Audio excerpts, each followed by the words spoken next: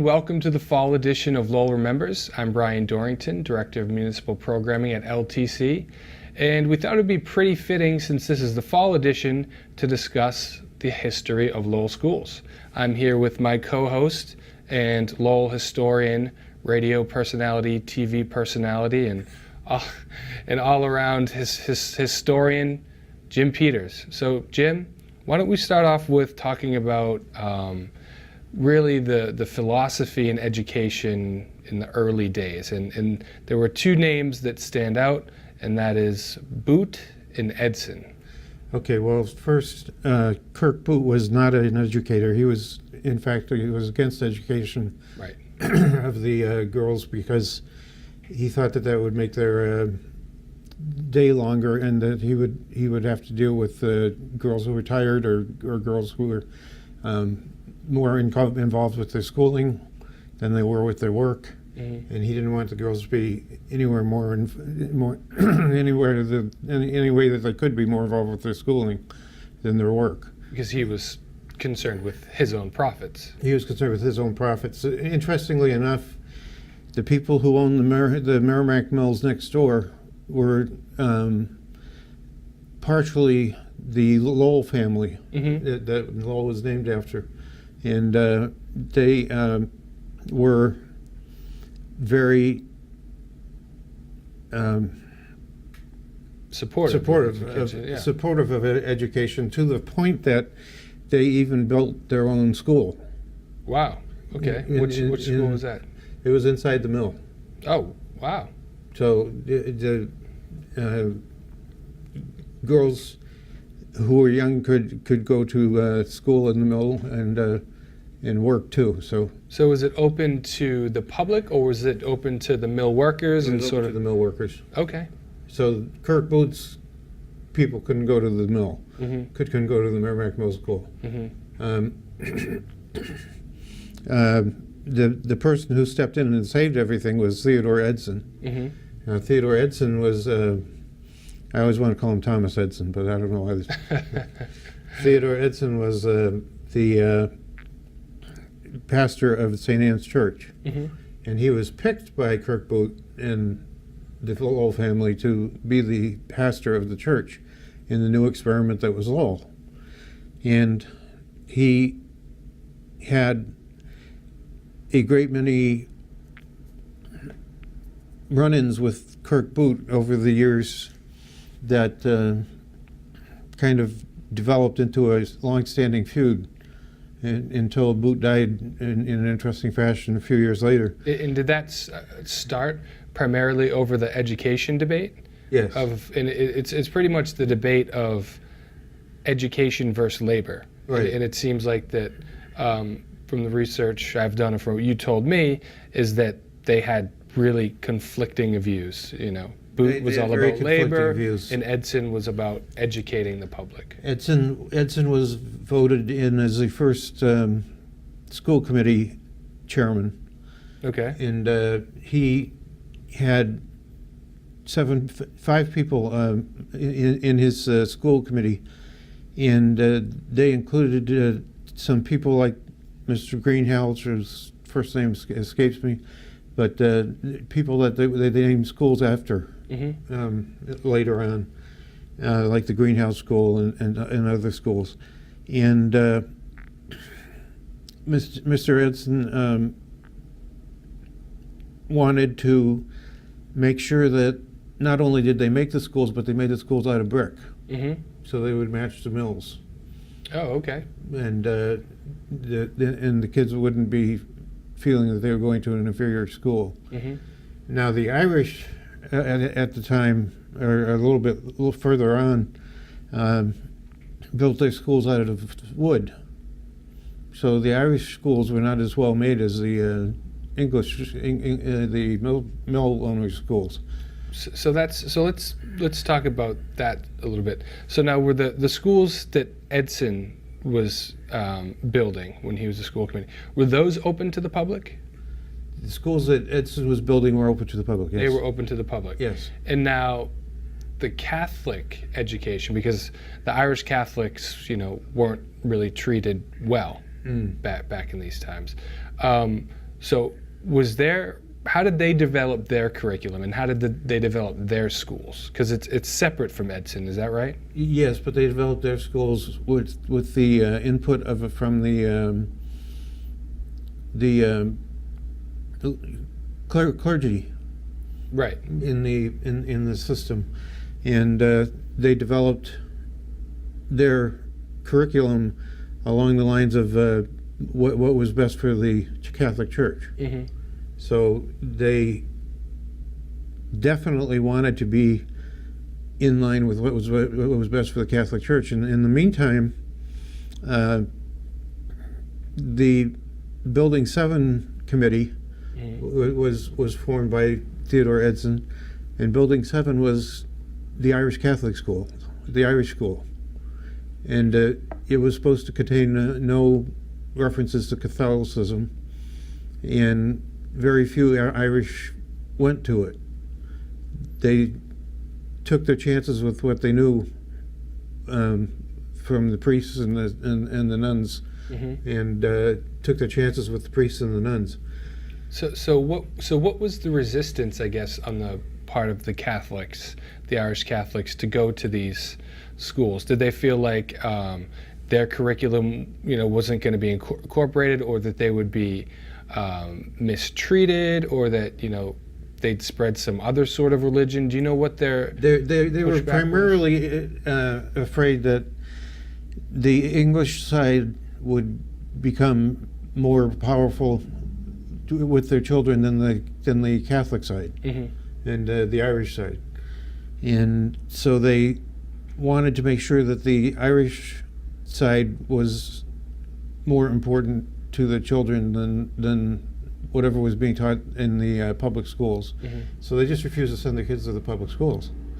They started by putting up 4 walls and a roof on a shed and holding school in there. And this was all in the acre, not the acre as we know it now, but the acre, 1 acre of land. Oh, wow. And they had their school building on the 1 acre of land, and it was like a one-room schoolhouse. And I kind of glossed over the one-room schoolhouse idea. Yeah.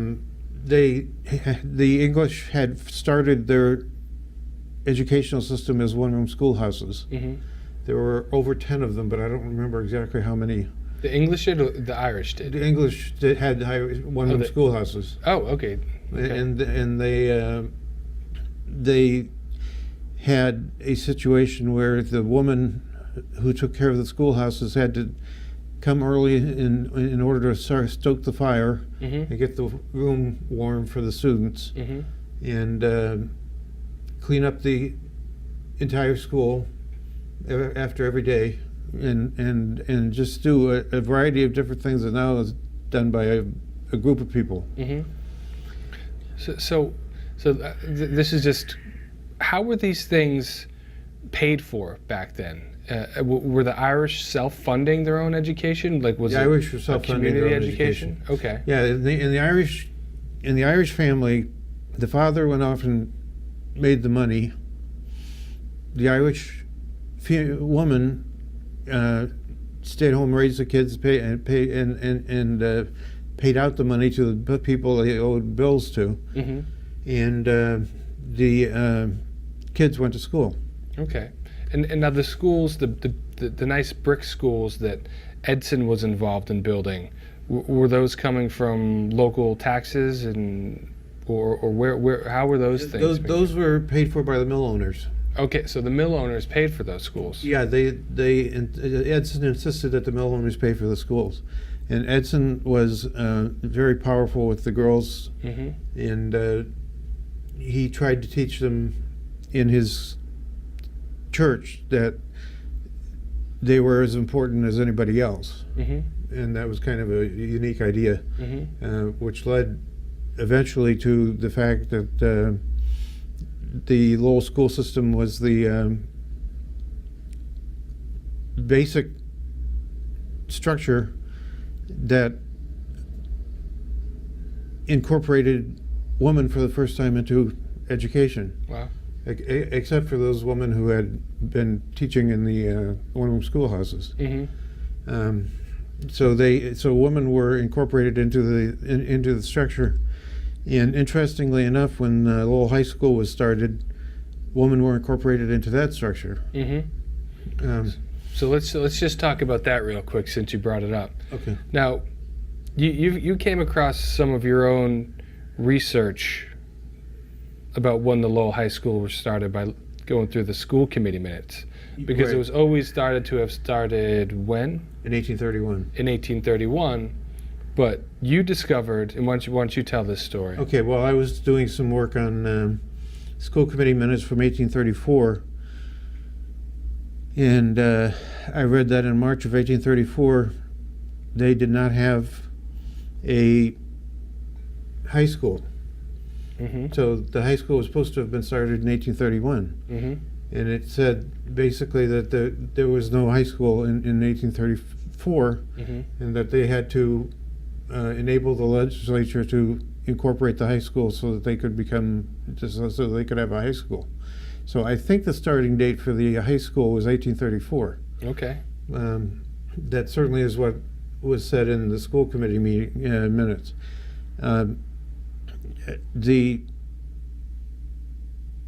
Of all the things that I've discovered, that one probably was the most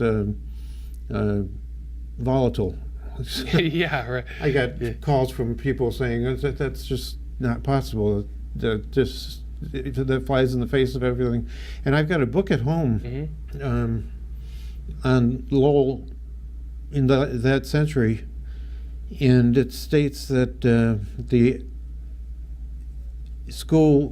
high school was started in 1831. Now, the only thing that I could use as an excuse for the difference is that in 1831 they might have started a freshman class. Okay. And, but it might not have been but they an incorporated high school? They weren't incorporated as a high school until 1834. So they couldn't pass out diplomas until 1834. Okay. That's the only excuse that I could come up with that explains the whole idea. And so I'm leaning on that one for now, because I don't have any other information that I've uncovered to accent that. What was the start date of Lowell High School? Yeah. As far as the book that I have at home is concerned, 1831 was the start of the high school. 1834 is not mentioned. So why 1834 is mentioned in the school committee minutes as being the start of the high school is a little bit beyond me. But like I said, the only thing I can come up with is that it was 1834 was the year that they started giving out diplomas, which might be possible. It's possible. But something that deserves some more research, and maybe there's some viewers at home that might know some more information, have some original research. So always reach out to us. We'll give you our contact information at the end of the show. Now let's go on to that first class of Lowell High School. Oh, that was an interesting class. Very interesting class. That included Benjamin Butler, who was just a boy at the time, but he was a valedictorian, and he gave the speech. And he noted in his later life that of the 11 people who were in this class, 2 became governors of other states. One became he became governor of Massachusetts, and the person who started Manchester, New Hampshire, was governor of New Hampshire for a couple of terms. And so he had 2 governors coming out of that. He had a famed neurosurgeon coming out of the group, a very well-known neurosurgeon who died at an early age, so they didn't have a chance to talk to him before he wrote his memoirs. And they had the rest of the men who came out of that group were people who started businesses in Lowell and built themselves up and did a good job of readying themselves for the rest of their life, and it was interesting. Yeah, it's pretty remarkable. I mean, Benjamin Butler is a main political figure in American history. Right, and he wasn't well liked, from what I understand. He wasn't well liked, but he was the general in charge of New Orleans. He was the he wasn't a very good general, but yeah, I believe he got removed from that post, right? I think so. I'm not. There was a lot of criticism. Anyway, there was a lot of criticism. Based on what I've read, I didn't see that he got removed from the post, but he was sent upriver. Yep. As the war changed sides, as Mississippi changed sides, and he was sent upriver to Tennessee, I believe, to fight out the last of the war. But I'm not too sure about that yet, because I haven't done a study of Benjamin Butler. Yeah. I just thought it was interesting that he gave the speech. Yeah. Yeah. So he well, the interesting thing about Kirk Boot and Theodore Edson is that Kirk Boot for many years couldn't stand Theodore Edson. And the last thing that he did before he died, he was in his buggy. It was a chase, C-H-A-I-S-S-E. It was a chase, and he was in it, and he stood up in front of the St. Anne's Church, where Theodore Edson was the pastor. And by this point, the two of them were well into their 40s or 50s. And he raised his hand in defiance of Edson outside the door of the church and fell over dead in the mud. Right in front of the church? Right in front of the church. Wow. Like Edson got the last laugh on that one, I guess. Well, Edson, yeah, I think he didn't get to bury Kirk Boot. Kirk Boot had made a deal to have his remains buried in Charlestown, Massachusetts. So wow. He didn't get to bury Kirk Boot, but I'm sure he enjoyed the story. The story. I'm sure he enjoyed the story. Yeah. And the story is I didn't believe it at first, so I went down to Charlestown and checked it out, and it was right. The only difference was that the Charlestown depiction had the chase going for a few more steps, so that he wasn't directly in front of the door. He was to the side of the door. Oh, either way. It's the minor details. Yeah. Inches, literally inches. So that was kind of an interesting story about the two of them. But Edson got his way. He got his school system. He got the books that he wanted. They passed in 1834 a statement that they could not have any books that were not prescribed by the school committee, and that's quite a bit different from what happens now. Now we have a curriculum superintendent who goes through the regular superintendent, who goes through the school committee, who goes through the teachers. The teachers really basically pick the school books, and that wasn't the case back then. The school committee picked the school books. So Lowell School Committee was extremely powerful. Yeah, I think that they had all the power back then. I don't think there was a superintendent originally, right? No, there was a superintendent. There was originally a superintendent? There was a superintendent, yeah. Okay. But ask me his name and I can't tell you because I forget it. Well, I won't ask you then. Yes, that's good. Minor details. Okay. Anyway. Yeah, well, one thing that I am kind of curious about, to put some dates to this thing, is when did education in Lowell start to catch on? Immediately. Almost immediately? In 1826. By 1826 is the year that the town was formed. And by 1836, they had high school, grade schools, primary schools, and junior high schools. And now, when did it become like? Because I know, like, when Benjamin Butler and the first class was there, and even a long time after, it was considered continued education. It was something like you had applied to, correct? Well, I mean, when did it really start into this was something that all people had to do?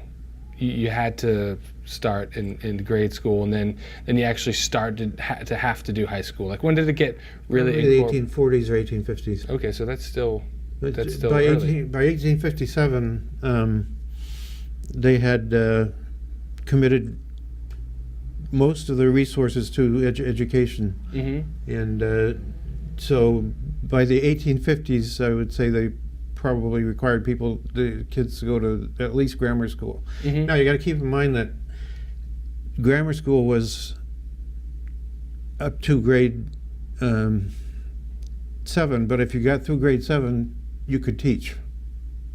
Really? Yes. So if you were a 7th grader who applied themselves and finished the 7th grade with good marks, you could teach. You could be a teacher. And now, was it like the same ages? Like, was it adults that were graduating children. from young children? Wow. Yeah, I mean, not young children, but 14, 15-year-old girls. Wow. And boys. And they became teachers. Could That was teachers. the only qualification. There wasn't any test or license. The other thing was that they made the school board, which I already told you was kind of active. They made it a requirement that if you got married, you had to quit your job because they didn't want to have to explain pregnancy to the kids. Really? So if you got married, you had to quit your job, just in case you got pregnant. Wow. Not if you got pregnant, if you got married. Okay, so. So they were pretty conservative back then in terms of education. Yeah. They were very conservative in terms of education. It's kind of interesting that around 1857 they started the Carnegie Medals. The Carnegie Medals. I'm sorry, and the Carnegie Medals were given to the top 6 boys and top 6 girls in the class. And you could have 12 boys doing better than the girls were doing because of the age and everything at that time. But the 6 girls were guaranteed a Carnegie Medal, an equal opportunity to have Carnegie Medals as the boys were. So this was an incredible thing, and if you go through the current high school and you look at the walls, you can read back all the way to 1857 or so when the medals were started, and see the Carnegie Medalist names on the wall. And I guess this wasn't common throughout No, every place. This was something Lowell was probably ahead of its time on. This is something that Lowell was definitely ahead of its time on. And they also brought in the first girl into the high school situation, and they did that.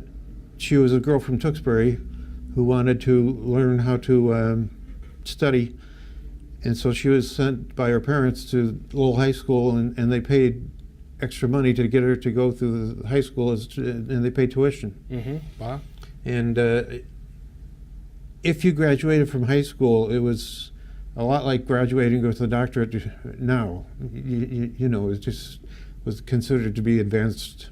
Yeah. I mean, Benjamin Butler, just for an example, went on to be an attorney with just high school. I mean, there weren't really law schools, I guess, back then, or maybe there were, but you didn't need it. Well, Abraham Lincoln went on to be an attorney without going to high school.